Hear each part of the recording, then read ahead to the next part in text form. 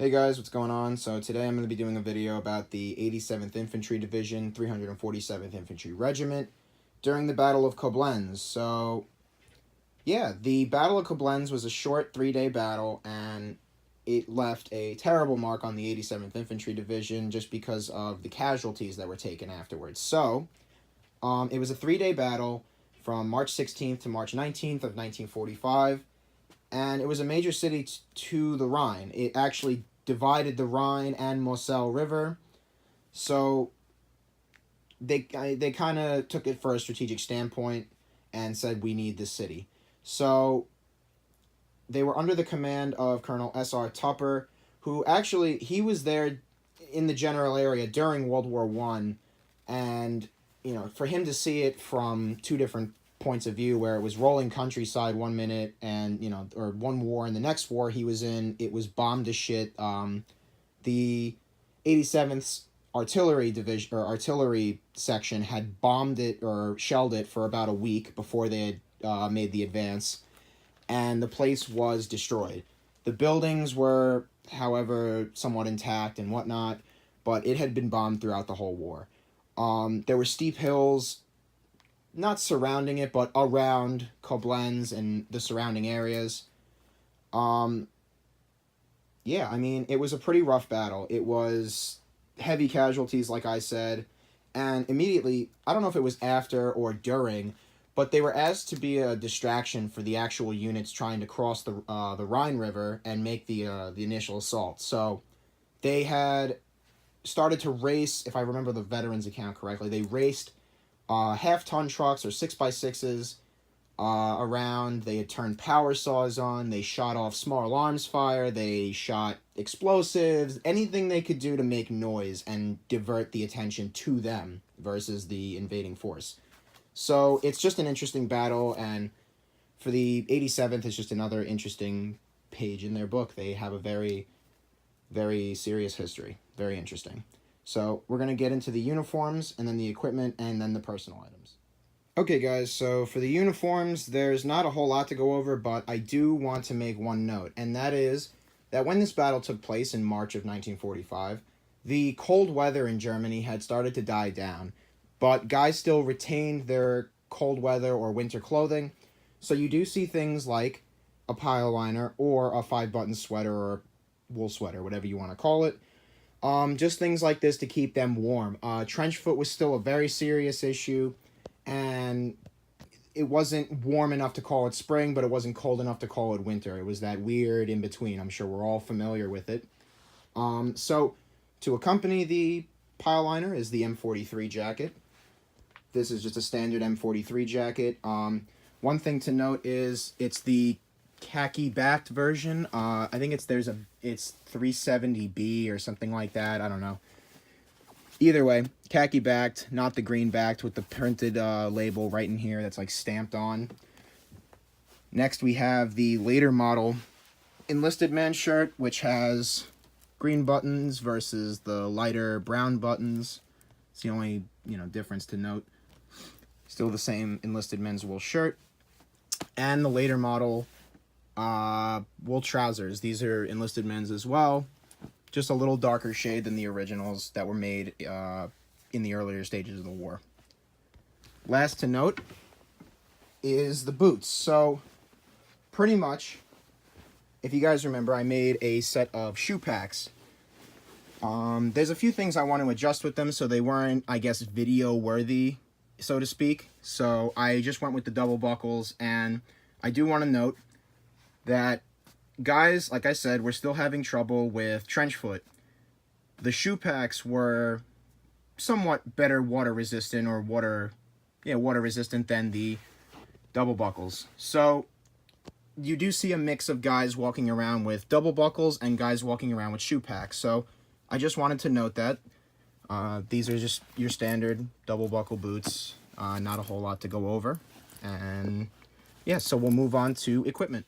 Okay, guys, so for the equipment, we're going to be talking about pretty much a basic infantryman's setup. So we have here the standard 1928 haversack packed with all kinds of standard, usual stuff. I do want to revise, by the way, one of my videos on how to pack that, so that when I do say things like that, you know exactly what I'm talking about with what's in there. So yeah, standard 28 pack.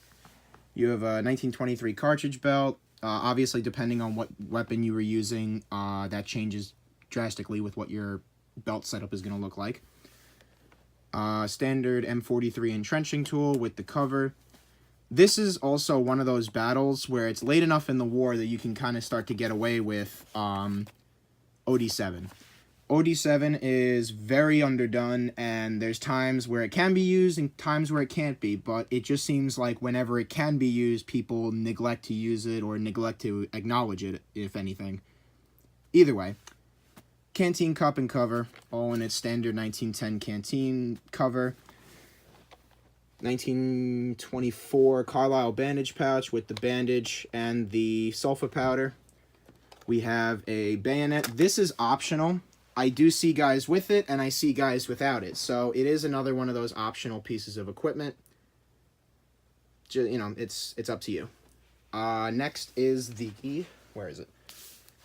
Bandolier. This is a standard bandolier, unmarked, by the way. You don't want any markings on any side of this. I mean, if you have a weird, I have one with like a weird lot number right here, and it's sideways. It's not the same printing where it says, you know, M2 ball, cartridge, whatever, 8-round clip.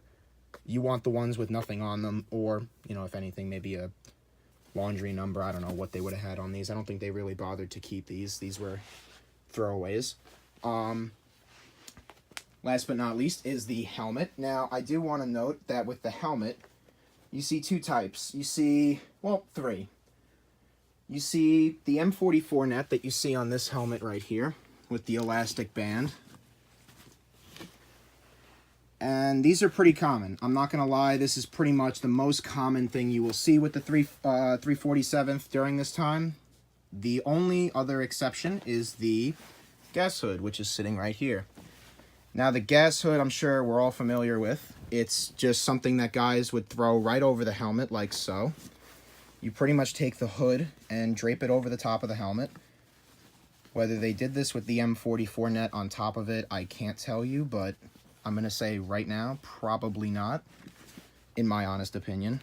Can't really get this on, but yeah, they pretty much had either a gas hood, a netting, or no netting at all. That's the three variants that you pretty much see.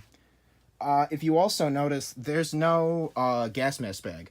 Everything was carried in pockets. These guys were, from what I've seen, not big fans of the gas mask bag. They didn't use it a whole lot.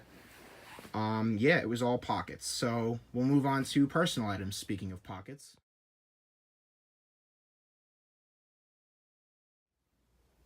Okay, guys, so for personal items, it's a little bit of a variation. So I'll start from left to right.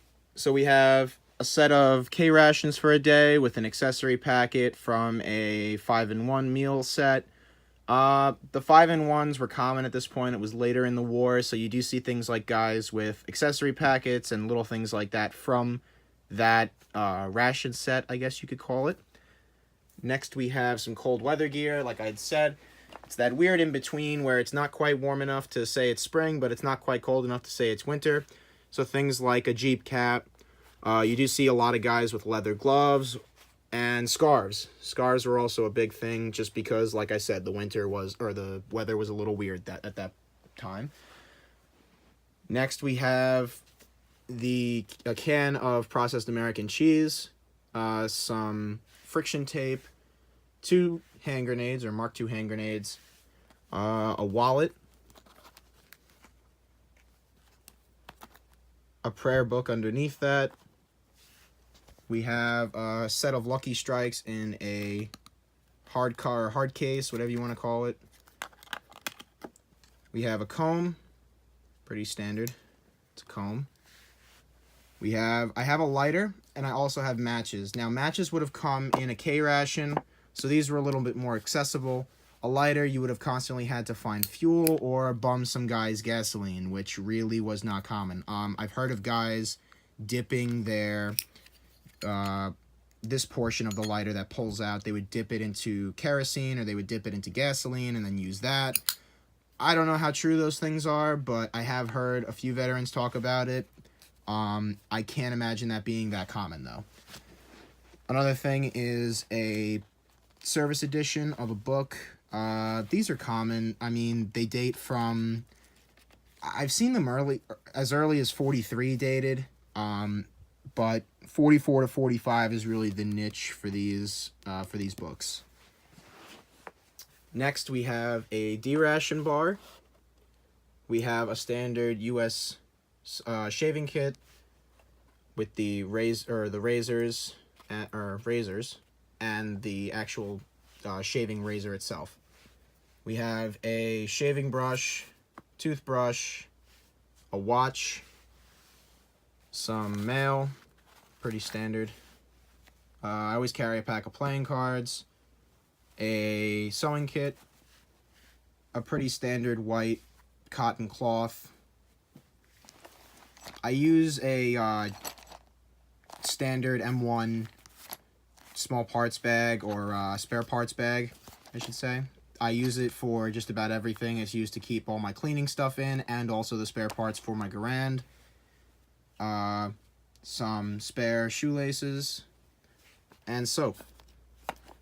Oh, and, sorry to leave that out, but the trouser belt as well.